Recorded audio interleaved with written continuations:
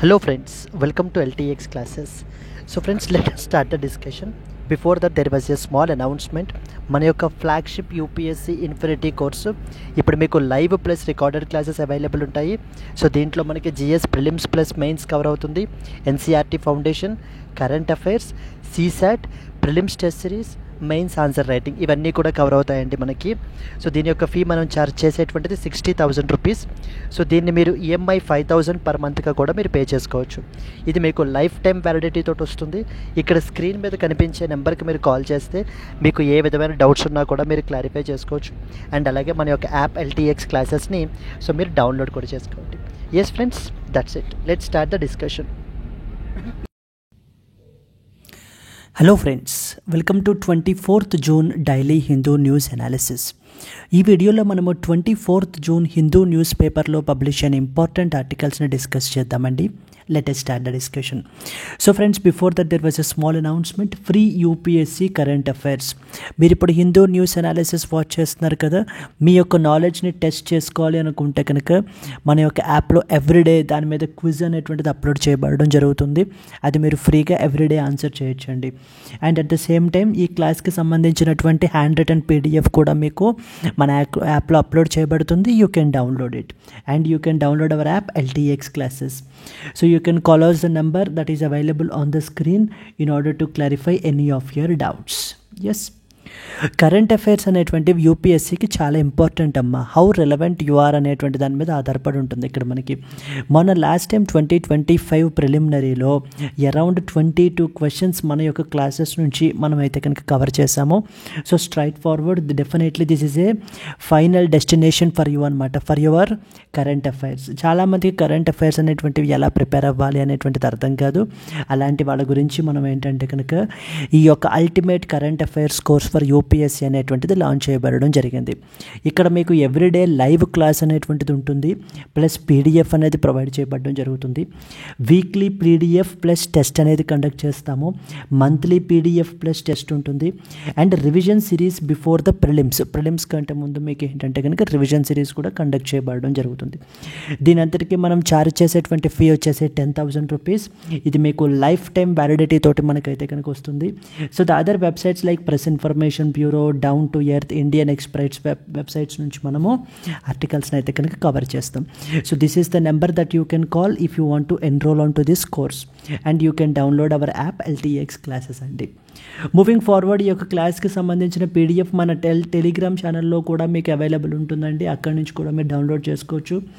These are the courses for the senior aspirants. So then ఇక్కడ మీకు fee వచ్చేసి 60,000 rupees and EMI 5,000 rupees per మంత్గా కూడా మీరు పే చేసుకోవచ్చు. ఎస్ అండి, UPSC infinities for absolute beginners. ఒకవేళ మీరు అబ్సల్యూట్ బిగినర్ అయితే కనుక and there is a fee hike alert as well. 1st July నుంచి ఫీ వచ్చేసి 70,000 రూపీస్ అమ్మ. జాయిన్ అవుదాం అనుకుంటున్న వాళ్ళు ఇప్పుడే జాయిన్ అయితే 60,000 రూపీస్కి మీకు అయితే కనుక వస్తుంది. ఈఎంఐ 5,000 రూపీస్ పర్ మంత్గా కూడా మీరు పే చేసుకోవచ్చు. బ్యాచెస్ వచ్చేసి 1st జూలై నుంచి మనకైతే స్టార్ట్ అవుతాయి. ఇవి ఫీచర్స్. వీడియోని పాజ్ చేసి మీరు ఈ ఫీచర్స్ అయితే కనుక చూసుకోవచ్చు. అండ్ అలాగనే ఆప్షనల్ ఇన్ఫినిటీ అండర్లో మనం ఏంటంటే పాపులర్ ఆప్షనల్స్ అన్నీ కూడా మనం ప్రొవైడ్ చేస్తున్నాము. PSIR, pubad, socio, anthro, Telugu literature. దీనికి మనం ఛార్జ్ చేసే ఫీ వచ్చేసి 30,000 రూపీస్. న్యూ బ్యాచెస్ మనకి ఏంటి అంటే కనుక మన 1st జూన్ నుంచి స్టార్ట్ అయ్యాయి. EMI 5,000 rupees per month, life time validity తోటి మనకైతే కనుక వస్తుంది. చాలా ఎడిషన్స్ ఉంటాయండి. వాటిల్లో మనము Delhi edition of the Hindu news paper నుంచి ఆర్టికల్స్ని పిక్ చేస్తున్నాము.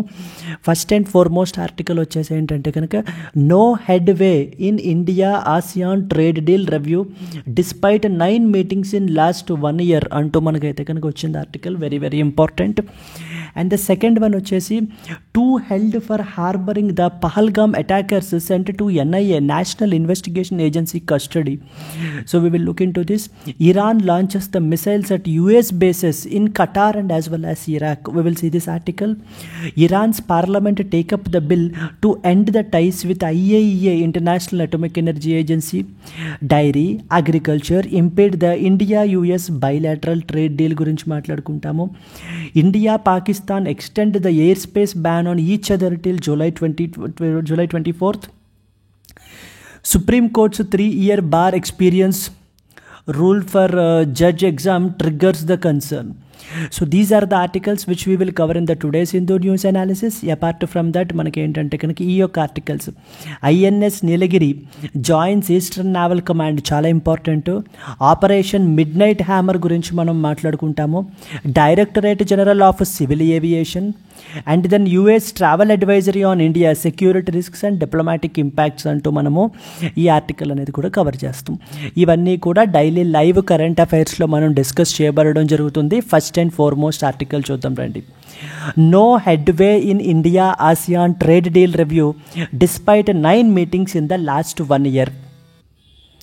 So no headway in India ASEAN trade deal review despite 9 meetings in the last 1 year అంటూ మనకైతే చెప్పడం జరుగుతుంది.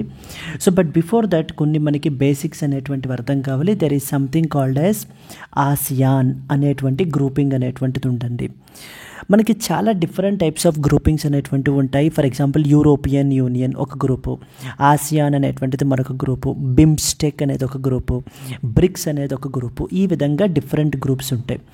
సో బేసిక్స్ నుంచి మనం స్టార్ట్ చేస్తే అసలు ఆసియాన్ అంటే అర్థం ఏంటమ్మా? Association of South east Asian Nations అని అర్థం మనకి. Association of South east Asian nations అనేటువంటివి. అసలు ఈ యొక్క ఆసియాన్ అనేటువంటి గ్రూపింగ్ మనకి ఎప్పుడు ఎస్టాబ్లిష్ అయింది అని అంటే 1967 బ్యాంకాక్ డిక్లరేషన్ ద్వారా మనకి ఎస్టాబ్లిష్ అయింది. Very very important. ఎందుకంటే లాస్ట్ టైము మనకి 2025 ప్రిలిమినరీలో బిమ్స్టెక్ గురించి అడిగారండి. అడిగినప్పుడు ఫస్ట్ అండ్ ఫార్మోస్ట్ క్వశ్చన్ మనకి ఆప్షన్ స్టేట్మెంట్ ఏంటంటే it was established through Dhaka declaration అని చెప్పేసి ఇచ్చారు. That's a wrong statement because అది 1997 బ్యాంకాక్ డిక్లరేషన్ ద్వారా మనకి ఎస్టాబ్లిష్ అయింది. In the similar way 1967 Bangkok declaration ద్వారా మనకి ఆసియాన్ అనేటువంటిది ఎస్టాబ్లిష్ అయింది. ఆసియాన్లో మొత్తం ఎంతమంది అమ్మ మెంబర్ నేషన్స్ ఉన్నారు? 10 మెంబర్ నేషన్స్ అయితే కనుక మనకి ఆసియాన్లో ఉన్నారు. And can you name them? So ఖచ్చితంగా మనకి గుర్తుండాలి వాళ్ళు ఎవరు అనేటువంటిది. సో ఫస్ట్ అండ్ ఫార్మోస్ట్ వచ్చేసి మనకి Brunei is the first important one. And the second one వచ్చేసి మనకి Cambodia. Brunei, then Cambodia. Then మనం పామ్ ఆయిల్ అది కూడా ఎక్కువ నుంచి తెచ్చుకుంటూ ఉంటాం, Indonesia. And then we have a land locked country which is Laos.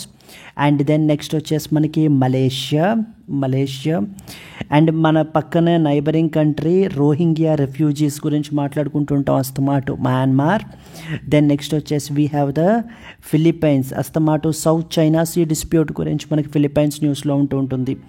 Singapore last year మన యొక్క హానరబుల్ ప్రైమ్ మినిస్టర్ విజిట్ చేశారు మనకి. దెన్ వీ హ్యావ్ ద డిస్ప్యూట్లో రీసెంట్గా మనకి న్యూస్లో ఉంది థాయిలాండ్. అండ్ ఫైనల్లీ మనకి ఏంటంటే కనుక వియత్నాం. ఈ దేశాలన్నీ కూడా మనకి ఏంటంటే కనుక ఆసియాన్ కంట్రీస్గా మనం ఏంటి అని అంటే వీటిని కన్సిడర్ చేస్తాం. Association of South east Asian Nations అని చెప్పేసి. Now can you tell me is India a member అండి? So please be very clear, India is not a member. Last time ఇదే క్వశ్చన్ అడిగారండి. కన్సిడర్ ద ఫాలోయింగ్ గ్రూపింగ్స్ అని చెప్పించి SCO, ASEAN, East Asia Summit, Asia Pacific Economic Cooperation, వీటిల్లో how many వాటిల్లో మనకి India member అని చెప్పేసి మనకి అడగడం జరిగింది. కాబట్టి ఇక్కడ ఏంటంటే ఇండియా అనేటువంటిది మెంబర్ కాదు అనేటువంటి విషయం మనకి తెలియాలి. Then but still we were one of the trading partner, free trade partner. ఆసియాన్కి మొత్తం ఒక 6 ఫ్రీ ట్రేడ్ పార్ట్నర్స్ ఉన్నారు. 6 ఫ్రీ ట్రేడ్ పార్ట్నర్స్ అన్నమాట. ఫ్రీ ట్రేడ్ అంటే ఎటువంటి tariff and non tariff barriers అనేటువంటివి పెట్టకుండా ట్రేడ్ అనేటువంటిది ఫ్రీ ఫ్లోలో ఉంటుంది ఆ కంట్రీస్ మధ్యన. దెన్ ఎవరెవరు 6 ఫ్రీ ట్రేడ్ పార్ట్నర్స్ ఎవరెవరు అని అంటే కనుక ఇది చాలా ఇంపార్టెంట్. ఫస్ట్ వన్ వచ్చేసి చైనా, సెకండ్ వన్ వచ్చేసి Japan, and then the third one is South Korea. Please be very clear, North Korea కాదండి, సౌత్ కొరియా. అండ్ సో మనము India, and then we have the Australia, and finally New Zealand. ఇదే question consider the following countries అని చెప్పించి how many of the countries are the free trade partners of ASEAN అని చెప్పేసి అడగడం జరిగింది 2018 ప్రిలిమ్స్లో. కాబట్టి basics అండి, మనం చూస్తూనే ఉంటాం వాటిని. సో మనం ఏంటంటే కనుక మనకు ఓవర్ కాన్ఫిడెన్స్ వల్ల, లేకపోతే పెద్ద పెద్ద నేను ఎనలైటికల్ విషయాలు చూస్తానో బేసిక్ థింగ్స్ని మనం వదిలేస్తుంటాము. అవే వాళ్ళు స్ట్రైట్ ఫార్వర్డ్గా క్వశ్చన్స్ అడుగుతూ ఉంటారు మనకి. సో 2018లో ప్రిలిమినరీలో ఇదే క్వశ్చన్ అడిగారు. ఈ 6 కూడా మనకి ఏంటంటే కనుక ఆసియాన్ యొక్క free trade partners, China, Japan, south Korea, India, Australia and as well as the New Zealand అని చెప్పేసి. ఓకే, ఇప్పుడు ఏంటిదంతా ఆర్టికల్ దేని గురించి న్యూస్లో ఉంది? There is a something called as AITIZA అంటాం మనం. AITIZA అంటే అర్థం ఏంటి అని అంటే కనుక ASEAN India trade agreement. So ASEAN India trade in goods agreement అంటాం మనం. Trade in goods agreement. మనము ఫ్రీ ట్రేడ్ అగ్రిమెంట్ ఉంది కదా, as part of this things it's considered as a free trade అగ్రిమెంట్గా మనం కన్సిడర్ చేస్తాము.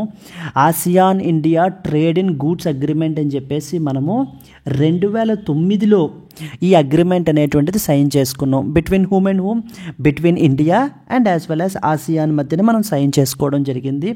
ఎనీవే 2014లో ఇది ట్రేడ్కి గూడ్స్కి సంబంధించింది కదా, 2014లో సర్వీసెస్కి సంబంధించి కూడా మనము అగ్రిమెంట్ అనేటువంటిది చేసుకోవడం జరిగిందండి. Okay fine. ఎందుకని చేసుకున్నాము? ఎందుకనంటే tariff and non tariff barriers అనేటువంటివి తగ్గించి India and as well as ASEAN మధ్యన ట్రేడ్ అనేటువంటిది పెరగాలి అని చెప్పేసి మనం అయితే కనుక చేసుకోవడం జరిగింది. సరే, నా ఇంకొక పాయింట్ చూద్దాం. వెదర్ ద ట్రేడ్ అనేటువంటిది నిజంగానే పెరిగిందా ఏంటి పరిస్థితి అనేటువంటి చూసుకుంటే మనకి, సో ఇండియాస్ ఎక్స్పోర్ట్స్ పరిస్థితులు ఎలా ఉన్నాయి అనేది చూద్దాము. ఇండియాస్ ఎక్స్పోర్ట్స్ పరిస్థితులు మీరు తీసుకుంటే కనుక మనకి 2009-10 అంటే అదే టైంలోనే కదా ఈ యొక్క ఆసియాన్ ఇండియా ట్రేడ్ అగ్రిమెంట్ మనం సైన్ చేసాము. అప్పుడు మనం ఎక్స్పోర్ట్ చేసినటువంటిది అరౌండ్ $25.62 బిలియన్ మనము ఎక్స్పోర్ట్ అయితే చేయబడడం జరిగింది. ఎంతమ్మా? $25 బిలియన్. కానీ ఇది ఎప్పుడు 2009-10లో. కానీ ఈ యొక్క ఫ్రీ ట్రేడ్ అగ్రిమెంట్ వల్ల 2009-10 or 2011, so okay 2010 and as well as 11, 2010 and as well as 11లో మనకి $25.62 బిలియన్ మనం ఏంటి అని అంటే కనుక చేయడం జరిగింది. అది 2023-24 తీసుకుంటే $41.2 బిలియన్ అయ్యింది మనకి ట్రేడ్ అనేటువంటిది. బిలియన్ ఎక్స్పోర్ట్స్, వర్త్ ఎక్స్పోర్ట్స్ మనము ఆసియాన్ కంట్రీస్కి మనం చేయబడడం అయితే కనుక జరిగింది. సిమిలర్లీ మరి ఇంపోర్ట్స్ పరిస్థితి ఎలా ఉంది అని చూసుకుంటే, సో ఇంపోర్ట్ సిచ్యువేషన్ అనేటువంటిది మనం చూసుకుంటే $30 బిలియన్ మనకి ఏంటి అని అంటే కనుక మనం ఇంపోర్ట్ చేసుకున్నామండి. $30 బిలియన్ అప్రాక్సిమేట్లీ తీసుకుంటే కనుక, సో $30 బిలియన్ మనం అయితే కనుక, so to be specific around $30.6 billion are basically the imports మనకి 2010-11 పీరియడ్లో. అండ్ నౌ అవి మనకి ఏంటి అని అంటే కనుక $79.66 బిలియన్ అయ్యింది. So $79.66 billion in the year 2023 and as well as the 24 మనకి. So that is what is the thing ఇక్కడ మనం అర్థం చేసుకోవాల్సింది. So here if you see, ఇక్కడ ఈ ఎక్స్పోర్ట్స్ తీసుకుంటే because of due to this agreement it got nearly doubled. But కానీ మనకి ఇంపోర్ట్స్ అనేటువంటిది తీసుకుంటే because of due to this agreement now it got tripled. Almost nearly $30 billion, $90 billion, triple అయిపోయినాయి అనమాట మనకి ఇంపోర్ట్స్ అనేటువంటివి. అంటే ట్రేడ్ ఇంబ్యాలెన్స్ అనేటువంటిది ఉంది. మనం ఎక్స్పోర్ట్ చేసేదేమో తక్కువ, ఇంపోర్ట్ చేసుకునేటువంటిదేమో ఎక్కువ. This is the biggest problem మనకి. అందుకని మనం ఏంటి అని అంటే కనుక రివ్యూ చెయ్యాలి ఈ యొక్క ట్రేడ్ అగ్రిమెంట్ అనేటువంటి దానిని. ఇది అవుట్డేటెడ్ అయిపోయింది అగ్రిమెంట్ అంటూ మనం ఏంటి అని అంటే కనుక ఈ అగ్రిమెంట్ని రివ్యూ చేయడమే న్యూస్లో ఉంది. దీనికి సంబంధించి మల్టిపుల్ రౌండ్స్ ఆఫ్ డిస్కషన్స్ అనేటువంటివి జరిగాయి, కానీ దేని మీద కూడా ప్రోగ్రెస్ అనేటువంటిది లేదు అని చెప్పేసి మనకి చెప్తున్నారు. అదే రాశారు చూడండి. No headway in India ASEAN trade deal review despite 9 meetings in the last 1 year so గత సంవత్సరం నుంచి మనకి ఏంటంటే కనుక 1 ఇయర్ నుంచి జరుగుతున్నటువంటి 9 మీటింగ్స్ జరిగినా కూడా ఎటువంటిది కూడా మనకి లేదు అని చెప్తున్నారు. అసలు మెయిన్ ఇప్పుడు మనకి ఏంటి వాట్ ఇండియా వాంట్స్ ఏవేంటి అని అంటే ఫస్ట్ అండ్ ఫార్మోస్ట్ వచ్చేసి మనకి we want more market access అండి. we want more market access is the first and foremost thing. రెండవది వచ్చేసి మనకి ఏంటంటే కనుక strict rules of origin is the second important thing. So strict rules of origin ఏమవుతుందంటే because of due to this agreement between India and ASEAN కొన్ని countries ఏంటంటే China తోటి మనకి అసోసియేట్ అయి ఉన్నాయి. సో చైనా ఏం చేస్తుంది అని అంటే they are rerouting their goods through these ASEAN into our country. కాబట్టి స్ట్రిక్ట్ రూల్స్ ఆఫ్ ఆరిజిన్ అనేటువంటిది ఉండాలి అనేటువంటిది మన యొక్క కన్సర్న్. నాన్ టారిఫ్ బ్యారియర్స్ అనేటువంటిది మనకేంటి అని అంటే కనుక అంత ఇదిగా ఇంప్లిమెంట్ చేయట్లేదు ప్రాపర్గాను. ఆ యొక్క నాన్ టారిఫ్ బ్యారియర్స్ ఏవైతే ఉన్నాయో వాటిలన్నింటినీ కూడా రిమూవ్ చేయాలి అని చెప్పేసి మనకి third important.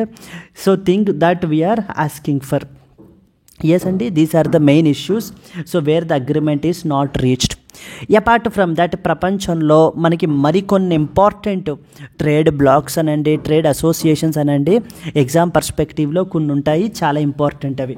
That is first and foremost వచ్చేసి we have something called as Mercosur అని పిలుస్తారు మనకి. మర్కోసర్ ఇది రీసెంట్గా న్యూస్లో ఉందమ్మా. 2026లో కన్ఫామ్గా వీటి మీద అడిగే అవకాశాలు చాలా ఎక్కువగా మనకు ఉన్నాయి.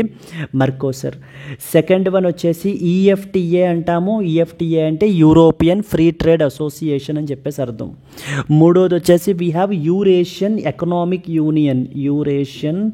Economic union. ఇవన్నీ మనం ఇంతకుముందు డైలీ లైవ్ కరెంట్ అఫైర్స్ క్లాసెస్లోనూ వీటిల్లోనూ మనం కవర్ చేసినటువంటివే. కాబట్టి మీరు ఏంటంటే కనుక ఇట్స్ ఫర్ రివిజన్. ఒకవేళ అలా కవర్ చేయలేనటువంటి వాళ్ళు మీరైతే కనుక రివైజ్ చేసుకోండి. నెక్స్ట్ వచ్చేసి we have something called as ఎకోవాస్ అని చెప్పేసి పిలుస్తాము. Economic Community of the West African States. Then we have African Continental Free Trade Area అని చెప్పేసి పిలుస్తారు. దెన్ నెక్స్ట్ వన్ వచ్చేసి APEC, Asia Pacific Economic Cooperation. Then we have RCEP, Regional Comprehensive Economic Partnership. ఇవన్నీ blocs గురించి కూడా మీరు డీటెయిల్డ్గా study చేసుకోవాలి. సో ఇదిలా ఉంటుంది. నెక్స్ట్ వచ్చేసి మనకి ట్రేడ్ పరిస్థితి ఎలా ఉంది అని చెప్పేసి మనకి చెప్తున్నారు. దెన్ నెక్స్ట్ అసలు ఆసియాన్ కంట్రీస్ ఏవేంటి, అగ్రిమెంట్ ఎప్పుడు సైన్ చేసుకున్నాము, మన ఆసియాన్ యొక్క ఫ్రీ ట్రేడ్ పార్ట్నర్స్ ఎవరెవరు అనేటువంటివన్నీ కూడా మీకు ఈ ఆర్టికల్ ద్వారా మీకు అయితే కనుక తెలియాలండి. Clear? Now let us read the important points. ఏ పేపర్లోకి వస్తుందమ్మా ఇది? GS paper 2 international Relations, regional agreements involving India and affecting the India's interests అనేటువంటి టాపిక్ అంటర్లో మనం దీన్ని కవర్ చేసుకోవచ్చు. Despite 9 rounds of meetings in the past 1 year, there has been no progress at all in the review of ASEAN-India trade in goods agreement amid rising concerns over the trade imbalances is basically the main issue. ఎప్పుడు sign చేశారమ్మా ఇది? 2009లో sign చేశారు. అప్పటి నుంచే కదా మనం trade మనం ఎంత export చేసాము, ఎంత ఇంపోర్ట్ చేసుకుంటున్నాము అనేటువంటిది మనం కవర్ చేసాం. So but was signed in the 2009 between India and as well as the ASEAN bloc. And then India opened 71% of its tariff lines to ASEAN countries under this particular deal. కానీ మనకి Indonesia మటుకు ఏంటి అని అంటే కనుక only 41%, Vietnam వచ్చేసి 66.5% and Thailand వచ్చేసి just 67% of their tariff lines మాత్రమే మనకైతే కనుక ఇండియాకి ఓపెన్ చేయబడడం జరిగింది. And there was a huge trade imbalance. ఇందాక ఒక పాయింట్ మనం రాసుకున్నాం, ఏమని? ఇంపోర్ట్స్ అనేటువంటివి ఎక్స్పోర్ట్స్ అనేటువంటివి డబల్ అయ్యాయి, కానీ ఇంపోర్ట్స్ పరిస్థితి చూస్తే మనకి ఏంటి అని అంటే కనుక ట్రిపుల్ అయిందని చెప్పేసి అదే పాయింట్ రాసాం చూడండి ఇక్కడ. ఓవర్ ద లాస్ట్ 15 years అంటే 2010 నుంచి 2020, 23, 24 వరకు almost 15 years India's exports to ASEAN have doubled. చూసాం కదండి ఏ విధంగా మనకైతే కనుక డబుల్ అయ్యాయి అనేటువంటిది. సో ఒక్కసారి మళ్ళీ చూస్తే see here it is. So ఒరిజినల్గా $25.62 బిలియన్ ఉన్నది, $41.2 బిలియన్, ఆల్మోస్ట్ డబుల్ అయితే కనుక అయ్యాయి. కానీ ఇంపోర్ట్స్ పరిస్థితులు ఏమయ్యాయి? ఇంపోర్ట్స్ వచ్చేసి మనకి ట్రిపుల్ అయిపోయాయి అనమాట. ఇంపోర్ట్స్ వచ్చేసి ట్రిపుల్ అయిపోయాయి. This increasing trade imbalance is prompted India to push for a review. ఇంత ట్రేడ్ ఇంబ్యాలెన్స్ అది ఉండటం వలన మనకి ఏంటి అని అంటే కనుక, so now we're asking for the review of this particular agreement. Clear? Concerns raised by the India. మనం ఏమేం కన్సర్న్స్ రైజ్ చేసాము? First and foremost rules of origin గురించి మాట్లాడుతున్నాం కదా. India discovered that some ASEAN nations were receiving the highly subsidized రా materials from the China, processing them and then re-exporting them to that of the India. అంటే majority of the raw materials అన్నీ కూడా China నుంచి ఈ యొక్క ASEAN దేశాలకు వస్తున్నాయి. వాళ్ళు ఏం చేస్తున్నారు? వాటిని కొంత ప్రాసెసింగ్ అనేటువంటిది చేసేసి మనకి as if they are originated in India, as if they are originated in ASEAN countries మనకి ఎక్స్పోర్ట్ చేసేయడం జరుగుతుందన్నమాట. Then this has raised the dumping and fair trade concerns for the India's domestic industry. మరి ఎప్పుడైతే అంత heavily subsidised రా materials ఉంటాయో వాటి యొక్క ఫైనల్ ప్రొడక్ట్ యొక్క వాల్యూస్ కూడా చీప్గానే మనకైతే కనుక ఉంటాయి. మరి అలాంటివన్నీ కూడా మన యొక్క మార్కెట్లో ఈ ఫ్రీ ట్రేడ్ పేరు చెప్పి డంప్ చేసేస్తూ ఉంటే మనకి ఏమవుతుంది? మన డొమెస్టిక్ ఇండస్ట్రీ అనేటువంటిది ఎఫెక్ట్ అవుతుంది. సో మరి డొమెస్టిక్ ఇండస్ట్రీ ఎఫెక్ట్ అయినప్పుడు ఇమీడియట్గా ఏం చేస్తారు? గవర్నమెంట్కి వాళ్ళు రిప్రజెంటేషన్ ఇస్తారు. సో ఈ విధంగా మార్కెట్లో ఇలా చీప్ గూడ్స్ అనేటువంటివి వచ్చేస్తూ ఉండటం వలన కాబట్టి మనం ఏంటంటే ఈ యొక్క ఇష్యూని ఈ యొక్క ఆసియాన్ కంట్రీస్ తోటి మనం అయితే కనుక రైజ్ చేయడం అయితే కనుక జరుగుతుందండి. ఈ యొక్క రివ్యూ ప్రాసెస్ అనేటువంటిది మొన్న 2024లో స్టార్ట్ అయింది.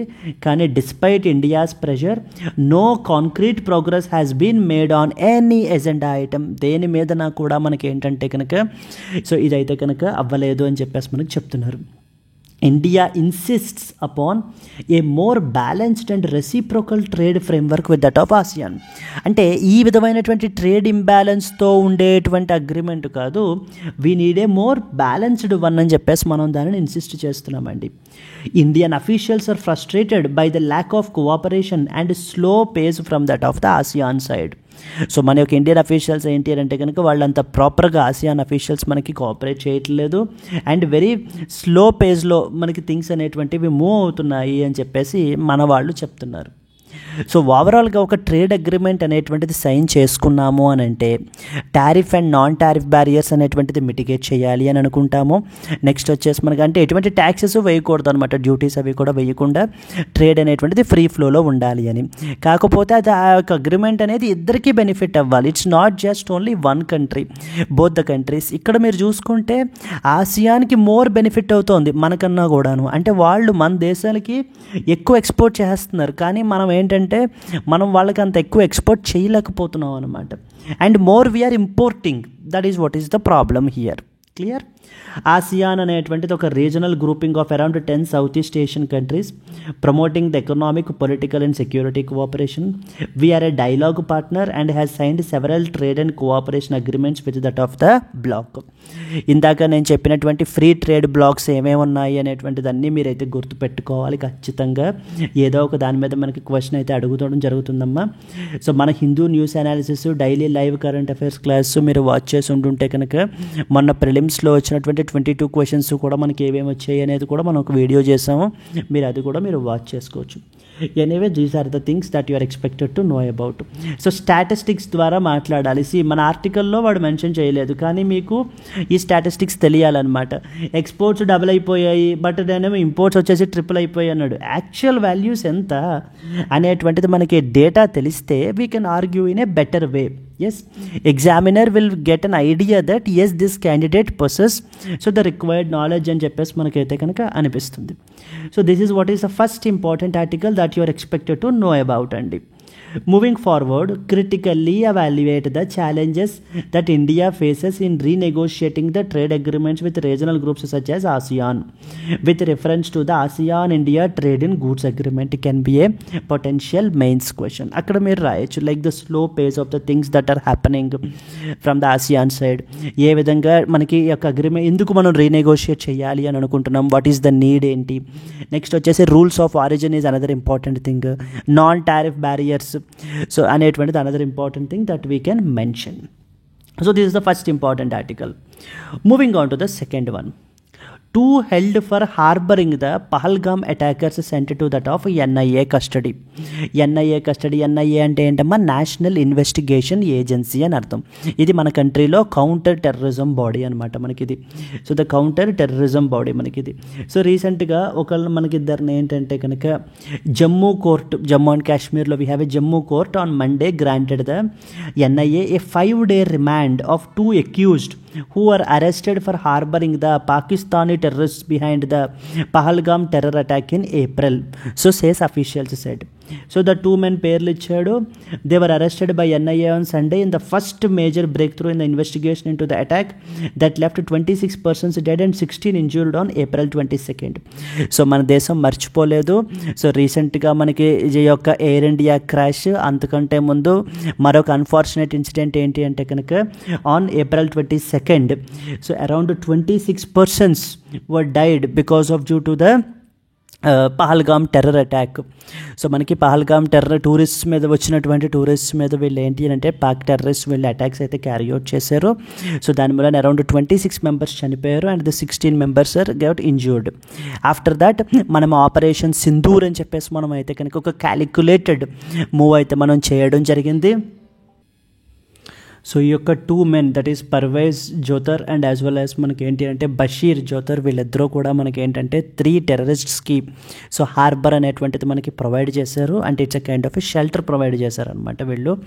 And so they confirmed that they through those 3 people are Pakistani nationals and they belong to that of the affiliated to the banned terrorist outfit that is Lashkar e తైబాకి సంబంధించినటువంటి వ్యక్తులు అని చెప్పేసి ఈ యొక్క ఇన్వెస్టిగేషన్స్లో వీళ్ళైతే కనుక ఒప్పుకోవడం జరిగింది.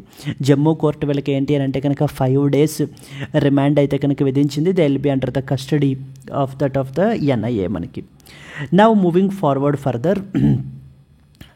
సో దెన్ నెక్స్ట్ వచ్చేసి మనకి latest see the important points. ఎందులోకి వస్తుందమ్మా, GS paper 3 internal security topic వచ్చేసి terrorism role of security agencies అనేటువంటి టాపిక్ అంటర్లో మీరు దీన్ని కవర్ చేసుకోవాలి. A Jammu court granted the NIA 5-day custody of 2 persons accused of harboring the terrorists who are involved on April 22 Pahalgam terror attack which killed around 26 people and injured around 16 people అండి.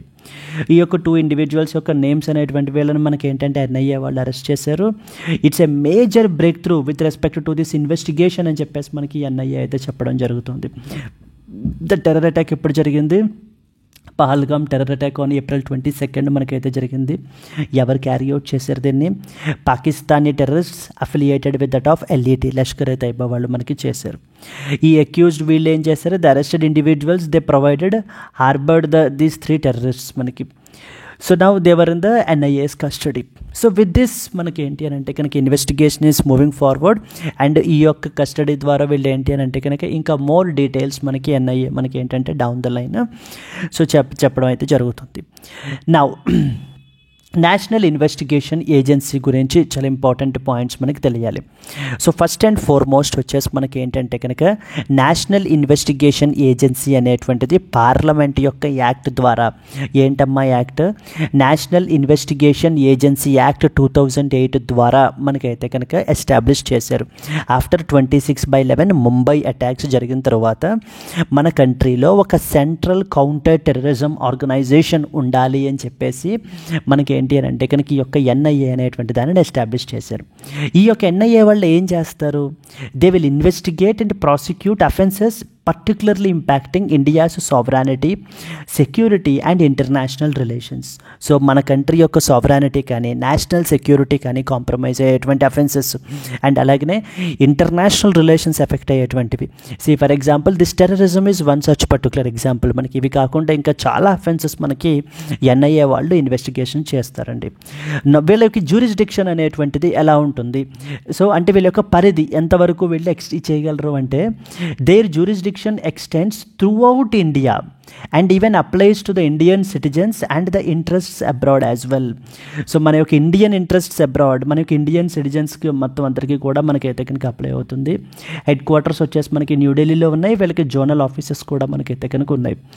And it is headed by a director general who is a senior IPS officers. It can take up the cases involving scheduled offenses with or without the state government consent.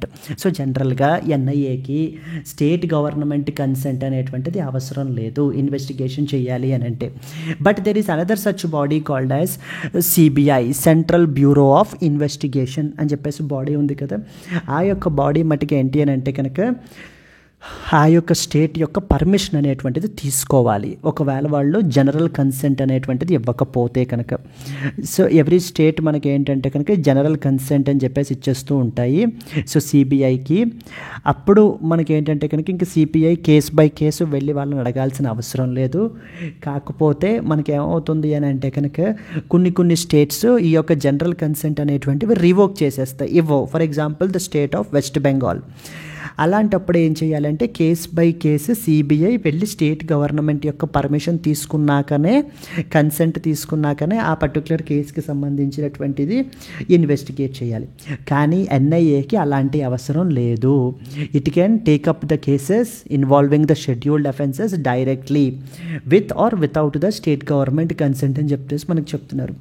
And ఈ యొక్క కేసెస్ని కూడా special NIA courts ఉంటాయండి. మనకి ఇప్పుడు జమ్మూలో ఉంది కదా, ఇలా special NIA courts ఉంటాయి, వాటి ద్వారానే మనం ప్రాసిక్యూట్ అనేటువంటిది చేస్తాం. స్టేట్ పోలీస్ తోటి వీళ్ళు జాయింట్గా వర్క్ చేస్తూ ఉంటారు during the joint operations. It has extra territorial అంటే అవుట్ సైడ్ ద కంట్రీ కూడా వీళ్ళకి జ్యూరిస్డిక్షన్ ఉంటుంది. కానీ ఇంటర్నేషనల్ అగ్రిమెంట్స్కి లోబడి మనం ఏంటి అని అంటే కనుక దానికి సంబంధించిన డెసిషన్స్ అనేటువంటివి మనం తీసుకోవాలి. ఏమేమి అఫెన్సెస్కి సంబంధించిన వీళ్ళు ఇన్వెస్టిగేషన్ చేస్తారు అని అంటే ఫస్ట్ అండ్ ఫార్మోస్ట్ యూఏపీఏ. ఎవరైనా కూడా ఏదైనా activity, unlawful activities prevention act 1961 and 67 అని చెప్పేసి ఉంటుంది. ఈ యాక్ట్కి సంబంధించినటువంటి ఇన్వెస్టిగేషన్స్ ఏమైనా చేయాలి అంటే కూడా అఫెన్సెస్ అంటే దీని అండర్లో కొన్ని అఫెన్సెస్ కేటగరైజ్ చేస్తారు కదా, డిక్లేర్ చేస్తారు కదా, వాటన్నిటిని కూడా ఇన్వెస్టిగేట్ చేసేది ఎన్ఐఏ చేస్తుంది. Then we have explosive substances act, weapons of mass destruction, atomic energy act, anti hijacking act, ఇవన్నీ కూడా మనకి. So coming to the mains question, discuss the role and jurisdictional powers of the NIA in combating terrorism in India.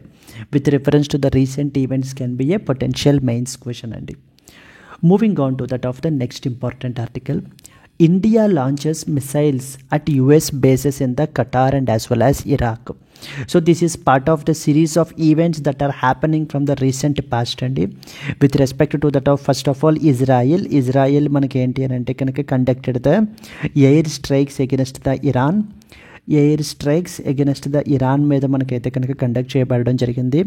And Iran and as well as మనకి Houthis, so they said that we will attack అంటూ మనకి ఏంటి అని అంటే కనుక attacks అనేటువంటివి carry out చేశారు.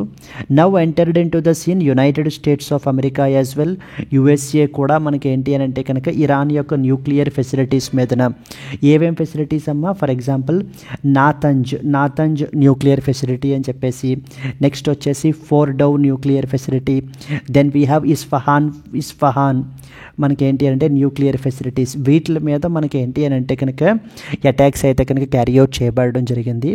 In retaliation ఇప్పుడు ఇరాన్ మనకి ఏంటంటే కనుక యుఎస్ఏ యొక్క బేసెస్ మీదన, ఎక్కడమ్మా యుఎస్ఏ యొక్క bases, particularly in Qatar and as well as ఇరాక్లో మనకైతే కనుక అటాక్స్ అయితే కనుక క్యారీ అవుట్ చేసిందండి. ఇక్కడ చూడండి, ఖటార్లో ఆల్ ఉదయిద్ అని చెప్పేసి ఉంది మనకి, ఆల్ ఉదయిద్ ఎయిర్ బేస్ అనేది. ఇది వెస్ట్ ఏషియాలోనే అతిపెద్ద అమెరికన్ బేస్ అనమాట. ఈ బేస్ దగ్గర అరౌండ్ 10,000 అమెరికన్ సోల్జర్స్ మనకైతే కనుక ఉన్నారు. And it also serves as the head quarters of the US central command యొక్క హెడ్ క్వార్టర్స్. అండ్ అలాగనే 10,000 సోల్జర్స్ తోటి ఈ యొక్క ఎయిర్ బేస్ అయితే కనుక ఉంది ఖటార్లో. ఖటార్స్ ఆల్ ఉదయిద్ ఎయిర్ బేస్ అని చెప్పేసి ఈ యొక్క ఎయిర్ బేస్ మీదన మనకి ఇరాన్ వాడు అటాక్స్ అయితే క్యారీ అవుట్ చేయడం జరిగింది. దీనికి రెస్పాన్స్గా ఖటార్ ఏం చెప్తోంది అంటే సక్సెస్ఫుల్గా మేమైతే కనుక ఇంటర్సెప్ట్ చేసాము అని చెప్పేసి ఖటార్ అయితే చెప్పడం జరుగుతుంది. In the similar way Iran strikes also targeted another important base. So that is Ain al-Asad. రెండు ఇంపార్టెంట్ థింగ్స్ అనమాట మనకి. ఉదయిద్ ఎయిర్ బేస్ ఒకటి, రెండోది వచ్చేసి మనకి Ain al-Asad ఒకటి. Ain al-Asad ఈ యొక్క 2 బేసెస్ మీదన కూడా మనకి ఏంటంటే కనుక అటాక్స్ అనేది క్యారీ అవుట్ చేయబడడం జరిగింది ఇరాన్. ఎందుకని ఒకటే చెప్తోంది, మా యొక్క టెరిటోరియల్ ఇంటిగ్రిటీ, మా యొక్క సోవరానిటీ, నేషనల్ సెక్యూరిటీ మీదన ఇంపాక్ట్ పడినప్పుడు సో అలాంటివి we will not leave unanswered, definitely we will give a befitting reply అని చెప్పేసి మనకి ఇరాన్ అయితే కనుక ఈ యొక్క ఎయిర్ బేసెస్ మీద అటాక్స్ చేస్తుంది. ఖచ్చితంగా ఇవన్నీ బోత్ ప్రిలిమినరీ అండ్ మెయిన్స్ పర్స్పెక్టివ్లో మనకైతే కనుక అడిగే అవకాశాలు చాలా ఎక్కువగా మనకైతే కనుక ఉన్నాయి. And in this context what role can India play అనేది ఖచ్చితంగా మరొక ఇంపార్టెంట్ డైమెన్షన్ అండి. బికాస్ ఎందుకంటే అటు ఒక పక్కన ఇజ్రాయిల్ మన యొక్క స్ట్రాటజిక్ పార్ట్నరే, నెక్స్ట్ వచ్చేసి ఇరాన్ స్ట్రాటజిక్ పార్ట్నరే. అటు ఇరాన్ యొక్క ఫారిన్ మినిస్ట్రీ తోటి, నెక్స్ట్ వచ్చేసి ఇజ్రాయిల్ యొక్క ఫారిన్ మినిస్ట్రీ తోటి, including the prime minister Benjamin Netanyahu తోటి మన యొక్క హానరబుల్ ప్రైమ్ మినిస్టర్ మాట్లాడడం జరిగింది. Early restoration of the peace is the need of the hour అంటూ మనం చెప్పడం జరిగింది. We have to return to diplomacy. And most recently మన యొక్క ప్రైమ్ మినిస్టర్ ఇరాన్ యొక్క ప్రెసిడెంట్ పెజెష్కియాన్ తోటి కూడా మనకైతే కనుక మాట్లాడారండి. Masoud Pezeshkian the president of Iran తోటి కూడా మనకి మాట్లాడడం జరిగింది. ఇండియా ఆల్వేస్ మన యొక్క స్టాండ్ వెరీ క్లియర్ అనమాట. అది రష్యా యుక్రెయిన్ కాన్ఫ్లిక్ట్ అయినా కూడా, లాస్ట్ టైం మనకి రష్యా యుక్రెయిన్ కాన్ఫ్లిక్ట్ అప్పుడు కూడా మనకి అటు రష్యా కావాలి, యుక్రెయిన్ కావాలి, ఇద్దరు కావాలి మనకి. అలాంటప్పుడు మనం ఏంటంటే we will not take any either of the side, we will be neutral and we just took the side of piece యొక్క సైడ్ మనం అయితే కనుక తీసుకుని అటు మనం ఒకటే చెప్పాం, బ్యాటిల్ గ్రౌండ్లో మనం ఏమీ అచీవ్ చేయలేము, we have to come to diplomacy, diplomatic వేలోనే అచీవ్ చేయాలి అని చెప్పేసి. ద సేమ్ వే ఇప్పుడు కూడా మనకి అయితే కనుక ఇరాన్కి, నెక్స్ట్ వచ్చేసి మనకి ఏంటంటే ఇజ్రాయెల్కి కూడా మనం అదే చెప్పడం జరుగుతోంది.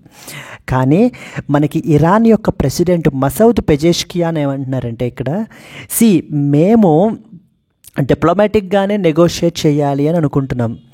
యునైటెడ్ స్టేట్స్ ఆఫ్ అమెరికా తోటి నెగోషియేట్ చేస్తున్నంతసేపు మా మీదన ఇజ్రాయిల్ దాడులు జరిపింది. ఆ తర్వాత మేమేంటంటే ఈ యూరోపియన్ 3 కంట్రీస్ తోటి లైక్ జర్మనీ అండ్ ఇజ్రాయెల్, ఈ దేశాలతోటి మేము నెగోషియేట్ చేస్తూ ఉంటే కనుక యునైటెడ్ స్టేట్స్ ఆఫ్ అమెరికా మా మీద ఎయిర్ స్ట్రైక్స్ అనేటువంటిది క్యారీ అవుట్ చేసింది. సో దెన్ ఇవన్నీ కూడా మేము ఏంటి అని అంటే కనుక వదిలిపెట్టబోము అని చెప్పేసి ఇప్పుడు ఇరాన్ ఈ యొక్క air bases of United States of America మీదన మనకి అటాక్స్ చేస్తున్నారు. ఇక్కడ ఒకటే పాయింట్, అసలు యుఎస్ఏ ఇజ్రాయెల్ ఎందుకు ఇరాన్ మీద అటాక్స్ చేస్తున్నారు? ఫండమెంటల్ రీజన్ ఏంటంటే మనకి ఈ యొక్క న్యూక్లియర్ ప్రోగ్రామ్ అనేటువంటిది ఆపించాలి ఇరాన్ చేతన అనేటువంటిదే మెయిన్. అది నెగోషియేషన్స్ ద్వారా, నెక్స్ట్ వచ్చేసి మనకి ఈ విధంగా అటాక్స్ ద్వారా ప్రెషర్ అది కూడా తీసుకుని వచ్చి ఇరాన్ చేత కంప్లీట్గా ఆ యొక్క ప్రోగ్రామ్ని అబండన్ చేయించాలి. ఎందుకంటే న్యూక్లియర్ వెపన్స్ అవి కూడా తయారు చేసి రేపన్న రోజున ఇరాన్ అటు ఎయిదర్ హమాస్కి కానీ, లేకపోతే హెజ్బొల్లాకి కానీ, లేకపోతే హౌతీస్కి కానీ ఇస్తే కనుక so it's a threat to the entire world అంటూ మనకైతే కనుక, అందుకని ఇజ్రాయిల్ అండ్ యుఎస్ఏ మేము ఈ ప్రీఎంప్టివ్ మెజర్స్ని అయితే కనుక తీసుకుంటున్నాము అంటూ మనకి వాళ్ళ యొక్క యాక్షన్స్ని జస్టిఫై చేస్తున్నారండి. మనకి clear, Iran launches the missiles at US bases in Qatar and as well as Iraq. So Al Udeid air base వచ్చేసి ఖటార్లో ఉంది, నెక్స్ట్ వన్ వచ్చేసి మనకి ఏంటంటే కనుక ఇరాక్లో ఉంది మనకి. Now let us read the important points. ఏ టాపిక్ అండర్లోకి వస్తుందమ్మా? జిఎస్ పేపర్ 2 ఇంటర్నేషనల్ రిలేషన్స్ అండర్లోకి మనకైతే కనుక వస్తుంది. Iran recently launched the missile strikes. ఎక్కడ? యుఎస్ఏ యొక్క మిలిటరీ ఎయిర్ బేసెస్ మీదన. ఎక్కడెక్కడ ఉన్నాయి? ఒకటి వచ్చేసి ఖటార్, రెండవది వచ్చేసి మనకి Iraq. In response to American air strikes on Iran's nuclear facilities, thereby escalating the tensions in West Asia. చెప్పాను కదా, ముందు అమెరికా వాళ్ళు మనకి ఏంటంటే కనుక ఎయిర్ స్ట్రైక్స్ అవి కూడా క్యారీ అవుట్ చేశారు ఇరాన్ యొక్క న్యూక్లియర్ ఫెసిలిటీస్ మీదన. ఏవేంటే nuclear facilities? Natanz nuclear facility, Fordow, Isfahan. ఖచ్చితంగా ఇవన్నీ ప్రిలిమినరీలో కన్ఫామ్గా మనకు అడుగుతారండి మనకి. ఓకేనా? Iran cited blatant military aggression by the USA against its nuclear infrastructure as the reason for retaliation. Iranian armed forces acted under the Supreme National Security Council and as well as Khatam al Anbiya Central Headquarters యొక్క directions ద్వారానే మేము act చేస్తున్నామని చెప్తున్నారు. Targets ఏవేంటి? Al Udeid air base ఎక్కడ ఉందమ్మా? ఇది ఖటార్లో ఉంది. It is the largest US base in that of the West Asia, hosting around 10,000 American soldiers and serving as the US central command headquarters. సెకండ్ది ఏంటి? Ain Al Asad air base ఎక్కడుంది? ఇది మనకి ఇరాక్లో మనకు ఉందన్నమాట. Another US military facility which is targeted by that of Iranian missiles. ఖటార్ ఏమైనా response ఇస్తుంది? మేము సక్సెస్ఫుల్గా ఇరాన్ నుంచి అటాక్ చేసినటువంటి ఇన్కమింగ్ మిసైల్స్ని మేమైతే ఇంటర్సెప్ట్ చేశాము, ఎటువంటి క్యాజువాలిటీస్ ఆర్ ఇంజురీస్ అనేటువంటివి జరగలేదు. So the temporary suspended the airspace operations post strike అని చెప్పేసి మనకి ఇస్తున్నారు. ఇరాన్ ఏమంటోంది? We would not leave any violation of sovereignty or territorial integrity unanswered. So మేము బిఫిటింగ్ రిప్లై అనేటువంటిది ఖచ్చితంగా ఇస్తాము అని చెప్పేసి ఎవరు చెప్తున్నారు? మనకి ఇరాన్ అయితే కనుక చెప్తోందండి. This is what is the another important article that you are expected to know about. Examine the implications of United States and as well as Iran tensions on the geopolitical stability of the West Asia and India's strategic interests in the region can be a possible mains question. And clear? Moving on to that of the next article. Moving to the next important article, Iran's parliament takes up the bill to end the ties with IAEA. IAEA అంటే అర్థం ఏంటమ్మా? International atomic energy agency అని అర్థం. ఇది is basically the United Nations body మనకి. It is a United Nations nuclear watchdog అనమాట. అంటే ప్రపంచంలో nuclear energy or the nuclear technology అనేటువంటిది పీస్ఫుల్ పర్పసెస్కే మనకైతే కనుక ఉపయోగించాలి తప్ప మనకి అంతే తప్ప దాని నుంచి వెపన్స్ అనేటువంటివి ఇది చేయకూడదు అనేటువంటి దాని మీదన వర్క్ చేసేటువంటి బాడీయే ఈ యొక్క ఐఏఈఏ. దానికి తగ్గట్టుగా కావాల్సినటువంటి monitoring and as well as inspections అవి కూడా వీళ్ళు ఐఏఈఏ వాళ్ళు మనకి క్యారీ అవుట్ చేస్తూ ఉంటారు. ఇప్పుడు ఎందుకని రీసెంట్గా న్యూస్లో ఉంది, ఇరాన్ వాళ్ళు ఐఏఈఏ తోటి ఉండేటువంటి యొక్క టైస్ని కంప్లీట్గా మనకి ఏంటి అని అంటే కనుక ఎండ్ చేసుకోవాలి అని చెప్పేసి అనుకుంటున్నారు. దీనికి సంబంధించినటువంటి బిల్లు ఇరాన్ యొక్క పార్లమెంట్లో మనకైతే కనుక డిస్కషన్ అనేటువంటిది జరుగుతుంది. సో బికాజ్ ఎందుకంటే ఐఏఈఏ తన యొక్క ఆబ్లిగేషన్స్ అనేటువంటిది ఫుల్ఫిల్ చేయట్లేదు. నెక్స్ట్ పొలిటికల్ టూల్గా మనకైతే కనుక మారిపోయింది, బయాస్డ్గా ఉంది అని చెప్పేసి ఐఏఈఏ తోటి రిలేషన్ అనేది ఎండ్ చేసుకోవాలి అని చెప్పి ఇరాన్ వాళ్ళు అంటున్నారు. ఐఏఈఏ వాళ్ళు ఏమంటున్నారు? మాకు ప్రపంచంలో there should not be any more nuclear states ఉండకూడదు, న్యూక్లియర్ యాక్సిడెంట్స్ అనేటువంటిది ప్రివెంట్ చేయాలి, దానికి సంబంధించి ఈ యొక్క కాన్ఫ్లిక్ట్కి సంబంధించి we're ready to bring it to an end అని చెప్పేసి మనకి ఐఏఈఏ వాళ్ళు చెప్పడం అయితే కనుక జరుగుతుందండి. Yes, this is what is another important thing. దానికి సంబంధించి ఐఏఈఏ వాళ్ళ యొక్క బోర్డ్ ఆఫ్ గవర్నర్స్కి సంబంధించినటువంటి మీటింగ్ కూడా మనకైతే కనుక రీసెంట్గా మనకి జరిగింది. So this is what is the another important thing that you are expected to know about. Moving on to the next important article. Moving to the next important article, dairy agriculture impede the India-USA bilateral trade deal అని చెప్పేసి మనకి publish అయిందండి. So what is this article is all about? United States of America మన యొక్క Trump మనకి ఏంటి అని అంటే కనుక సో ప్రపంచ దేశాలన్నిటి మీద కూడా అంటే major trading partners with USA ఎవరైతే ఉంటారో వాళ్ళ మీదన మనకి ఏంటంటే కనుక రెసిప్రోకల్ టారిఫ్స్ అనేటువంటి వాటిని ఇంట్రడ్యూస్ చేయబడడం జరిగింది. రెసిప్రోకల్ టారిఫ్స్ అనేటువంటిది ఇంట్రడ్యూస్ చేయబడడం అయితే కనుక జరిగింది. అండ్ ఈ యొక్క రెసిప్రోకల్ టారిఫ్స్ అనేటువంటివి అరౌండ్ ఇండియా మీద కూడా మనకి ఏంటంటే కనుక 26% మనకి ఏంటి అని అంటే టారిఫ్స్ అనేటువంటివి విధిస్తున్నారు.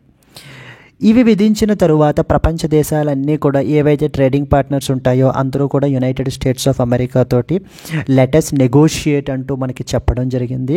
అది చెప్పిన తరువాత మనకి ఏంటంటే కనుక ట్రంప్ 90-day పాజ్ అనేటువంటిది పెట్టారు. సరే అంటే ఒక 90 రోజుల పాటు ఈ యొక్క టారిఫ్స్ అనేటువంటివి ఇంపోజ్ చెయ్యను, ఈ లోపల మనకి ఏంటి అని అంటే కనుక నెగోషియేషన్స్ అయితే కనుక చేసుకుందాము అని చెప్పేసి మనకు చెప్తున్నారు.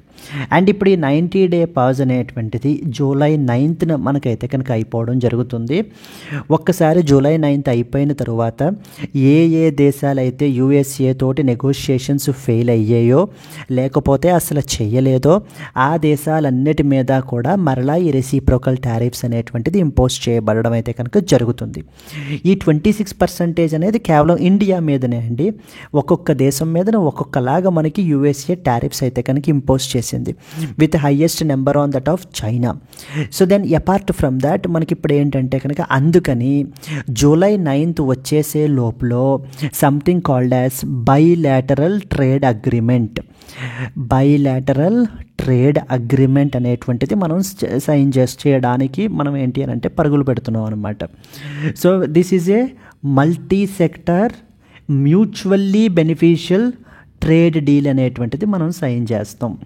మ్యూచువల్లీ బెనిఫిషియల్ ట్రేడ్ డీల్ అనేటువంటిది సైన్ చేయబడడం జరుగుతుంది. అయితే ఒకేసారి ట్రేడ్ డీల్ అంతా కూడా మనం సైన్ చేయలేం కాబట్టి ముందు ఇనీషియల్గా మనకి initial tranche that means the first stage of the deal అనేటువంటిది సైన్ చేయాలి అని అనుకుంటున్నాం. దానికి సంబంధించిన నెగోషియేషన్స్ అనేవి జరుగుతున్నాయి. బట్ ద ప్రాబ్లం ఎక్కడొచ్చింది అని అంటే కనుక agricultural sector and as well as మనకి ఏంటి అని అంటే కనుక డైరీయింగ్ సెక్టార్, ఈ రెండు సెక్టార్స్ తోటి ప్రాబ్లం వచ్చింది. ఏమని ప్రాబ్లం ఏంటి? So the Trump want more market access with respect to these products.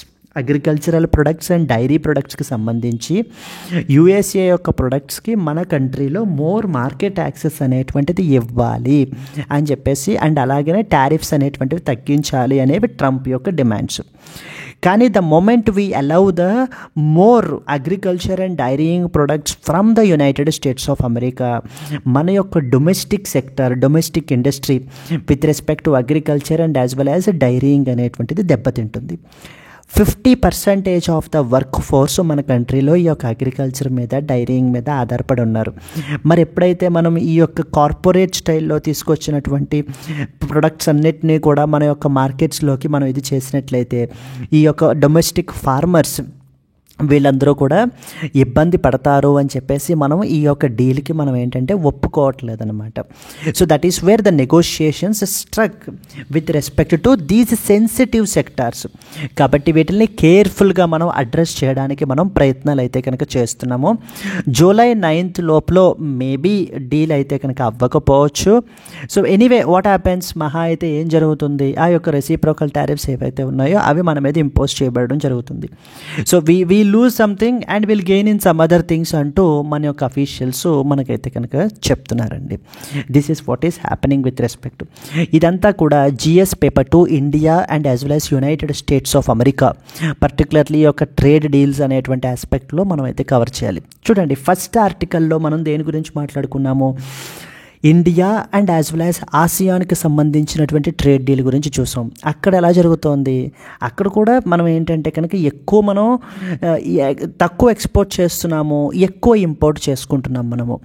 ఇక్కడ even though United States of America తోటి మనకే ట్రేడ్ ఫేవర్గా ఉన్నా కూడా ఇప్పుడు ఈ బైలేటరల్ ట్రేడ్ అగ్రిమెంట్ అనేటువంటిది సైన్ చేయడంలో అగ్రికల్చర్ అండ్ డైరీయింగ్ సెక్టార్ మనల్ని ఏంటి అని అంటే కనుక కొంత ఇబ్బంది పెడుతున్నాయి అన్నమాట. అంటే వీటికి సంబంధించి మనం అటు డొమెస్టిక్ ఇండస్ట్రీని ప్రొటెక్ట్ చేయాలి, అలా అని యూఎస్ఏని మనం ఏంటంటే స్పెసిఫై చేయాలి. So that's where in the middle path we're looking on to. Yes, I hope you understood this particular article కదండి.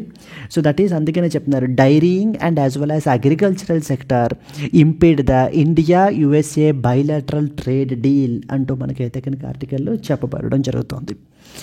Now moving on to the next article.